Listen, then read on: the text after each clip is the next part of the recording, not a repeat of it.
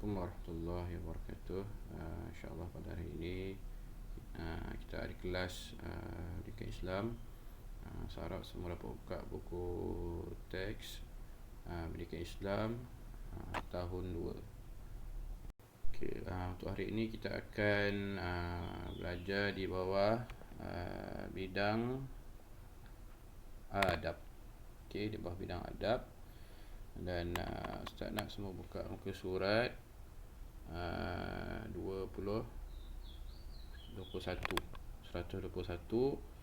Di bawah tajuk indahnya persahabatan. Jom kita buka muka surat 121. Semula buka muka surat 121. Hari ini kita akan belajar muka surat 121. Ini tajuk dia. Tajuk dia indahnya persahabatan. Jom kita tengok apa itu maksud sahabat.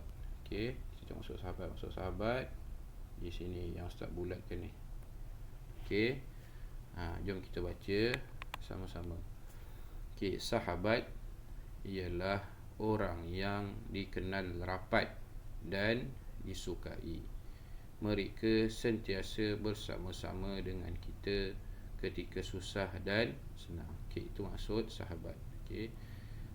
Sahabat ialah orang yang paling rapat dengan kita dan orang yang paling kita suka.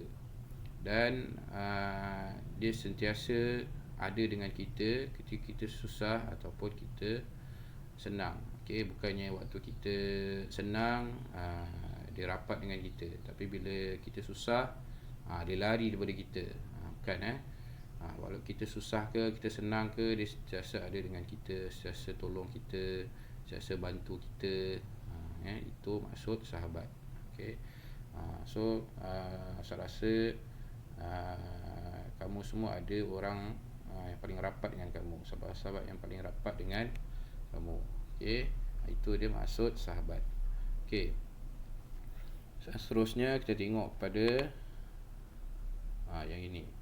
Apakah ciri-ciri sahabat sejati? Kita nak tahu apakah dia ciri-ciri ataupun tanda-tanda dia itu adalah seorang sahabat yang sejati.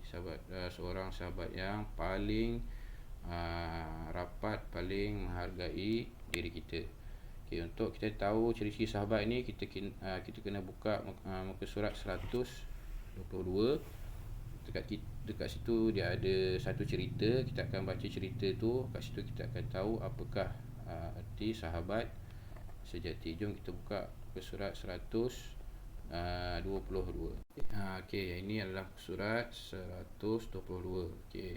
Tajuk cerita ringkas pada surat 122 ini adalah ni dia. Sahabat idaman. Sahabat idaman. Jom kita tengok apa cerita di sebalik sahabat idaman ni. Pertama sekali kita tengok ni apa diceritakan kat sini yang Ustaz bulatkan ni. Jom kita baca sama-sama. Din dan Basri bersahabat baik. Mereka bantu-membantu dan nasihat menasihati. Mereka tidak pernah memanggil sesama mereka dengan panggilan yang buruk. Kalau kamu perasan dekat situ ada perkataan yang dia gelapkan, dia tebalkan. Kalau kamu perasan kat sini dia ada perkataan bantu membantu. Lagi ada perkataan nasihat menasihati. Nasihat menasihati. Lagi ada perkataan tidak pernah memanggil sesama mereka dengan panggilan yang buruk. Itu salah satu ciri-ciri sahabat sejati. Okey. Bantu membantu. Okey, bantu membantu dan nasihat menasihati dan tidak pernah memanggil sesama mereka dengan panggilan yang buruk. Okey. Kita tengok, kita sambung bahagian yang bawah ni. Okey. Okey, jom kita baca sama-sama. Okey, pada suatu hari ketika pulang dari sekolah, Basri terjatuh. Okey, Basri terjatuh. Din membantu Basri membawanya pulang ke rumah. Keesokan hari, Din menziarahi Basri dan memberikannya buah tangan. Din mendoakan agar Basri kembali sihat. Okey. Kat sini pun ada perkataan-perkataan yang ditebalkan ataupun digelapkan. Okey. Okey. Kat sini ada perkataan membantu. Okey, membantu. Kat sini juga ada perkataan yang ditebalkan, iaitu membawanya pulang ke rumah. Okey, membawa pulang ke rumah, menziarahi. Ada sambungan kat sini. Okey, membawa pulang ke rumah, menziarahi. Okey, lepas tu mendoakan. Okey. Mendoakan. Okey. So kat sini kita boleh lihat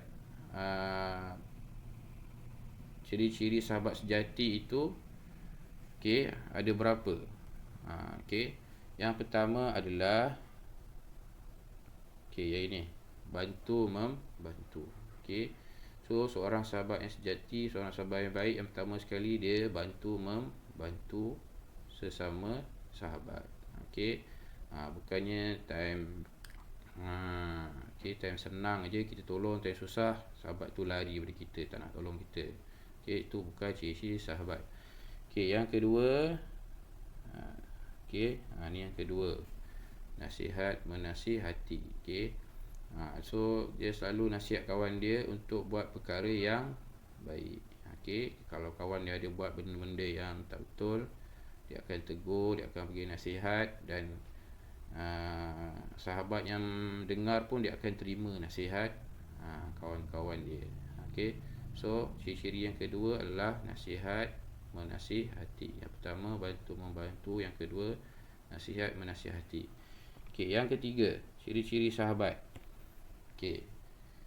Tidak pernah memanggil sesama mereka dengan panggilan yang buruk. Kita tak boleh panggil kawan kita dengan gelaran-gelaran yang tak elok. Okey, ejek mak ayah dia, kan. Kita panggil dengan nama-nama yang buruk, dengan nama-nama yang dia tak suka, dengan nama-nama yang membuatkan dia marah. Tak boleh. Panggil nama dia elok. Kalau nama dia Ahmad, panggil Ahmad. Okey, jangan ejek-ejek dia. Okey. So ciri-ciri sahabat yang ketiga adalah tidak pernah memanggil sesama mereka dengan panggilan yang buruk.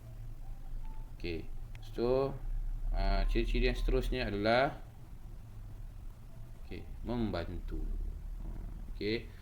So kepada Din, bila dia tengok Basri jatuh, dia tolong. Okey, bukannya macam kamu kat sekolah, kawan kamu jatuh, kamu gelakkan dia, ramai-ramai gelakkan dia. Jangan. Bila dia jatuh, kamu tolong angkat dia, bantu dia. Okey. Okey. So ciri sahabat yang sejati yang seterusnya adalah membantu. Bantu ketika dalam kesusahan. Okey. Yang ciri-ciri sahabat yang seterusnya adalah ini. Okey. Ni membawanya pulang, menziarahi. Okey. So poin yang penting sini adalah ziarah, menziarahi. Kalau kawan kita sakit, kita pergi lawat dia, kita pergi ziarah dia. Okey. Tapi keadaan sekarang ni tak boleh lah, sebab kita lockdown, kita tak boleh nak ziarah lah. Kita boleh ziarah pun sekarang kita boleh buat video call contohnya. Kita boleh telefon, atau semestinya kita ziarah sahaja. Kita boleh telefon, kita boleh buat video call, tanya keadaan sahabat-sahabat kita sihat ke tak sihat, kan. So itu ciri-ciri sahabat sejati. Okey. Yang seterusnya adalah ini mendoakan. Okey. So kita kena selalu mendoakan sahabat-sahabat kita. Okey, lepas solat kita berdoa, doakan sekali untuk sahabat-sahabat kita, semoga sahabat-sahabat kita hidup dalam keadaan sihat sejahtera, kan, hidup dalam keadaan baik, kan, dimudahkan segala urusan mereka. So kita doakan sahabat-sahabat kita itu, contoh-contoh sahabat sejati. Dia mendoakan kita pun mendoakan dia. Okey. So kat sini kalau kita tengok ada 1 2 3 4 5 6. Okey. Ada 6 ciri-ciri sahabat sejati. Okey. Sekarang kita buka surat 123. Okey, start bulatkan 123. So kita akan tengok sambungan kepada cerita Den dan Basri tadi. Okey. So apa jadi dengan Den dan Basri tadi? Okey, kita tengok ni. Okey. Yang dialog yang ni, kan. So yang ini Basri. Okey. So tadi surat 122 tadi apa ni, Din ada menziarahi Basri, kan. Okey. So kita tengok ni dalam kartun ni. Okey. Terima kasih Din kerana membantu saya, kan. So Basri mengucapkan terima kasih kepada Din sebab membantu dia. Okey, itu sahabat sejati. Dia menghargai pertolongan yang diberikan oleh sahabat dia. Dia ucapkan terima kasih. Kalau kawan kita bantu kita, ziarah kita, jangan lupa ucap terima kasih. Okey. Lepas tu kita tengok Din, dia jawab apa? Okey, Din. Okey, Din jawab apa? Tidak mengapa, itu sememangnya tanggungjawab seorang sahabat. Okey. Itu adalah tanggungjawab seorang sahabat. Okey, membantu, menziarahi, mendoakan, tidak memanggil dengan nama-nama yang tidak elok, kan. Itu ciri-ciri sahabat lah tu, kan. So ini dah contoh-contoh yang perlu kita amalkan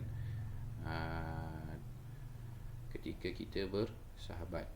Okey. Kita tengok okey. Ni benda ni sangat penting. Okey. Apa dia sebut kat situ? Okey, contohilah Din dan Basri dalam bersahabat. Mereka tidak pernah bergaduh, mengejek dan memanggil panggilan yang buruk. Mereka menutup keaiban sesama mereka. Okey. So itu pun adalah ciri-ciri sahabat, kan. Tak pernah bergaduh. Okey, kalau ada masalah selesaikan dengan cara yang baik, berbincang, kan. Mengejek, jangan sesekali kita mengejek kawan-kawan kita, kan. Jangan mengejek. So bila kita mengejek, kita telah menyakitkan hati kawan kita. Okey, dan memanggil panggilan yang buruk. Jangan sentiasa kita panggil kawan-kawan kita dengan panggilan yang buruk. Termasuklah mengejek tadi, kan. So tak elok kita panggil dengan nama yang buruk. Mentang kawan tu kulit dia gelap, dia panggil apa, Pak Hitam ke contohnya, kan. Tak elok lah, marahlah kawan tu, kan. So panggil dengan panggilan yang elok, panggil je nama dia, kan. Jangan panggil nama-nama yang menyebabkan dia marah. Okey. Mereka menutup keaiban sesama mereka, kan. So kita tutup aib sahabat kita, kan. So jangan kita buka aib kawan kita, kan. Itu adalah sahabat-sahabat yang baik. Okey, contoh-contoh yang boleh kita ambil daripada cerita Din dan juga cerita Basri. Okey, yang seterusnya kita tengok dekat yang bawah ni. Okey, yang bawah ni. Okey. Yang bawah ni adalah hadis Nabi Muhammad sallallahu alaihi wasallam tentang sahabat. Okey, apa yang Rasulullah sebut? Okey, jom kita baca sama-sama. Nabi Muhammad sallallahu alaihi wasallam bersabda, la yu'minu ahadukum hatta yuhibba li akhihi ma yuhibbu li nafsihi. Okey, maksudnya tidak sempurna iman seseorang daripada kamu sehingga kamu kasihi saudara yang lain seperti diri sendiri. Riwayat Al-Bukhari dan Muslim. Okey, Nabi sebut tak sempurna iman seseorang. Okey, sehingga dia mengasihi sahabatnya seperti dia mengasihi dirinya sendiri. So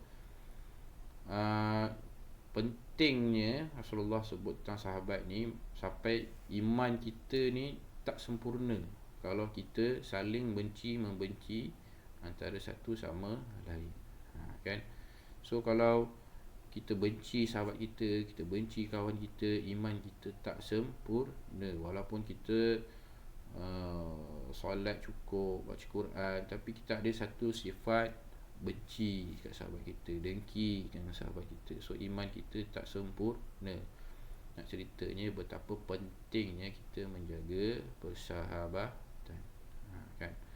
So jagalah persahabatan kita dengan baik dengan sahabat-sahabat kita. Jangan kita mengejek, jangan kita menyakitkan hati kawan kita. Kita saling tolong menolong, cakap benda-benda yang elok, jangan cakap perkara yang menyakitkan hati. Kan? So itulah pentingnya sahabat. Kan? So setakat itu sahaja untuk pembelajaran pada hari ini. Kan? Saya harap semuanya dapat ambil iktibar daripada kisah sahabat kita pada hari ini. Dan kita akan sambung pembelajaran kita pada minggu hadapan. Okey, Assalamualaikum warahmatullahi wabarakatuh.